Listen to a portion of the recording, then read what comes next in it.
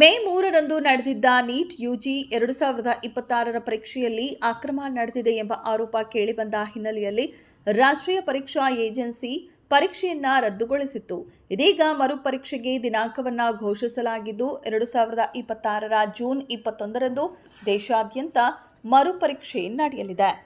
ಹೌದು, ಈಗಾಗಲೇ ಮೇ 3ರಂದು ನಡೆದಿದ್ದ ಪರೀಕ್ಷೆಗೆ ನೋಂದಾಯಿಸಿಕೊಂಡಿದ್ದ ಎಲ್ಲ 22 ಲಕ್ಷಕ್ಕೂ ಹೆಚ್ಚು ವಿದ್ಯಾರ್ಥಿಗಳು ಈ ಮರುಪರೀಕ್ಷೆ ಬರೆಯಲು ಅರ್ಹರಾಗಿರುತ್ತಾರೆ. ಹೊಸ ನೋಂದಣಿ ಅಗತ್ಯವಿಲ್ಲ. ವಿದ್ಯಾರ್ಥಿಗಳು ಮರುಪರೀಕ್ಷೆಗಾಗಿ ಮತ್ತೆ ಹೊಸದಾಗಿ ಅರ್ಜಿ ಸಲ್ಲಿಸುವ ಅಥವಾ ನೋಂದಣಿ ಮಾಡುವ ಅಗತ್ಯವಿಲ್ಲ. ಹಳೆಯ ನೋಂದಣಿ ವಿವರಗಳೇ ಚಾಲ್ತಿಯಲ್ಲಿರುತ್ತೆ. ಪ್ರವೇಶ ಪತ್ರ ಪರೀಕ್ಷೆಗೂ ಕೆಲವು ದಿನಗಳ ಮೊದಲು ಎನ್ಟಿಎ ಅಧಿಕೃತ ವೆಬ್ಸೈಟ್ನಲ್ಲಿ ಹೊಸ ಪ್ರವೇಶ ಪತ್ರಗಳನ್ನು ಬಿಡುಗಡೆ ಮಾಡಲಿದೆ.